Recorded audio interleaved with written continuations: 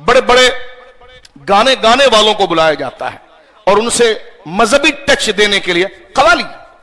کیونکہ گانا تو ہم نہیں گوا رہے، اس سے قوالی، اور اس میں مرد و زن کا ایک اختلاط ہوتا ہے، اور آج جو ہے وہ قوالی نائٹ ہے۔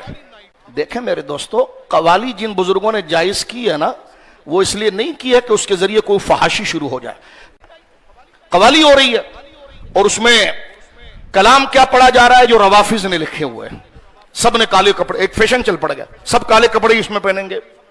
قوال بھی کالا کپڑا پہنے گا، کیونکہ قوالی نائٹ، اس کے بغیر تو علی حضرت مولا علی کی محبت کیسے آ سکتی ہے؟ نام مولا علی کا یوز ہوگا،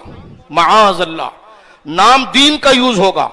اور ماحول اگر آپ وہاں پر دیکھیں، سیدنا علی اور ان کے خاندان رضی اللہ عنہ نے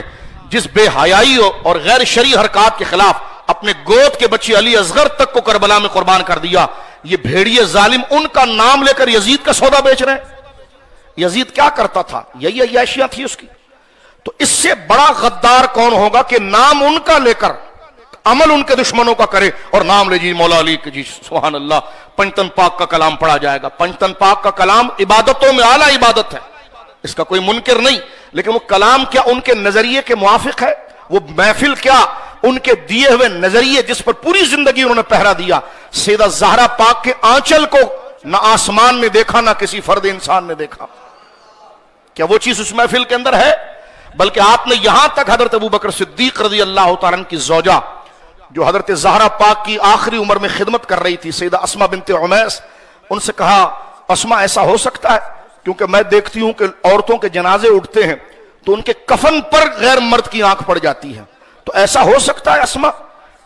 کہ جب میرا جنازہ اٹھا جائے؟ سیدہ زہرا پاک کہتی ہیں، فرمایا ایک کام تو یہ کہنا کہ میرا جنازہ رات کو اٹھے، اور مزید پردہ یہ کہ کسی مرد کی نظر میرے جنازے کی ڈولی پر بھی نہ پڑے، ایسا کیا کیا جائے؟ تو انہوں نے کہا کہ میں حبشہ میں تھی، تو حبشہ کے اندر قانون یہ تھا کہ جب میتوں کے اوپر، جس طرح آج ہمارے میتوں کے اوپر گویا کہ اللہ ہم تمام کی مغفرت فرمائے، جال رکھ دیا جاتا ہے، اس پر چادر ڈال دی جاتی جو اوپر سے جال رکھا جاتا ہے، تو سیدہ اسما بنت عمیس رضی اللہ عنہ جو سیدنا ابوبکر صدیق کی زوجہ تھی اور آپ کی خدمت پر مامور تھی، پتہ نہیں جھگڑا کہاں سے آ گیا تھا،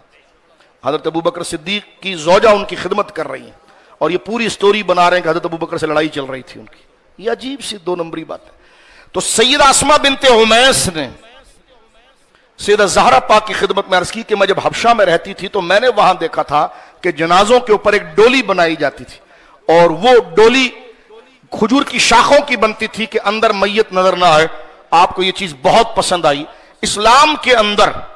جس کی سب سے پہلی رائے میں یہ ڈولی کا سسٹم چلا، وہ ہماری ماؤں کی عزت اور ہماری بیٹیوں اور بہنوں کی عزت قربان ہو سیدۃ نساء العالمین سیدہ زہرا پاک کی وجہ سے ہوا،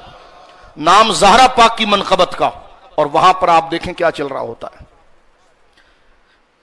یعنی زلزلہ نہ آ جائے اس پر، العیاذ باللہ، اور اس پر تو نائٹ قوالی ہوگی، اس کی بھرپور سوشل بائیکاٹ کر کے مخالفت کرنی چاہیے، کیونکہ یہ غیر شرعی اقدام ہے، لیکن نہیں کریں گے ہم، داڑھی ہوگی، نمازی ہوں گی، ہم ادھر جائیں گے، ہم ایسی گیدرنگ کا حصہ بنیں گے، اور پھر باقاعدہ ہمیں لوگوں نے بتایا کہ کچھ داڑھی والے لوگ اٹھ کر جا کر عورتوں کے ساتھ بات کریں گے، کیسی ہیں آپ، ٹھیک ہیں؟ میں نے کہا وہ آپ کی بیٹی ہے کہ لیکن نہیں، میں نے کہا آپ کی زوجہ ہے وہ کہ لیکن نہیں، میں نے کہا خالہ ہے کہ لیکن نہیں،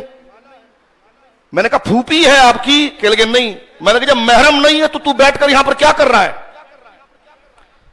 ایک تو ماحول غیر شرعی، پھر تو شریعت کا لبادہ پہنا ہوا ہے، اور جا کر ایک غیر محرم، خواہ تیری رشتہ دار ہوگی،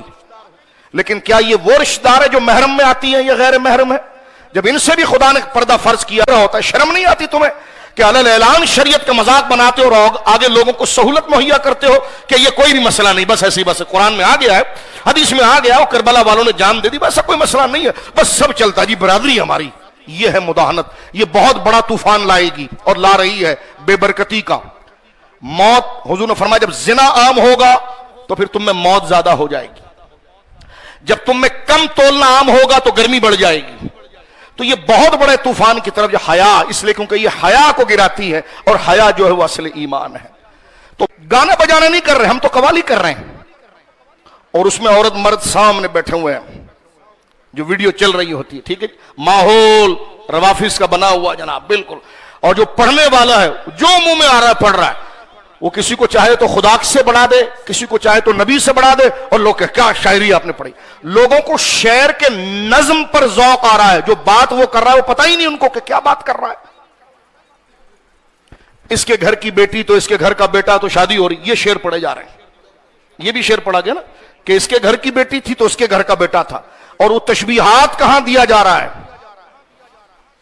خدا کے گھر کا بیٹا، یعنی کیا معاملہ ہے؟ حضرت مولا علی کی یہ شان بیان کی جائے گی؟ سیدنا مولا مرتضیٰ اگر خانہ کعبہ کے اندر پیدا ہوئے ہیں تو یقیناً اس کو بعض علماء نے قبول بھی کیا ہے، شرف و عزت کی، لیکن اس کو شعر کے رنگ میں اگلے کو اشتعال میں لانے کے لیے یہ جملہ کہا جائے گا کہ لڑکا خدا کے گھر کا۔ یہ اشارہ کہاں جاتا ہے؟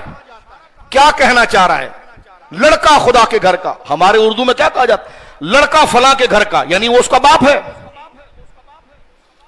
یہ اشتعال دلانے کے لیے تاکہ لوگوں کے اندر کلام کیا پڑھا جا رہا ہے۔ قوالیاں پہلے تو یہ ہے کہ قوالی جائز ہے کہ نہیں، اور جہاں جو قوالی جائز اشعار کے ساتھ پڑھے جائے اس کے بارے میں یہ سوال ہے۔ جن بزرگوں نے جواز کا حکم دیا انہوں نے شرائط لگا کر دی، اور ایسی کڑی شرائط لگائی ہے کہ وہ شرط والے بندے ہمیں کئی نظر نہیں آتے۔ اب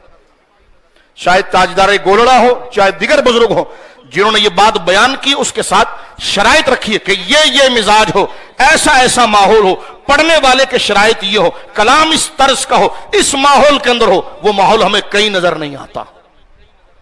تو جواز کے اس شکل میں ہم کسی درجے میں قائل بن جاتے ہیں، لیکن وہ شرائط بھی تو مفقود ہے۔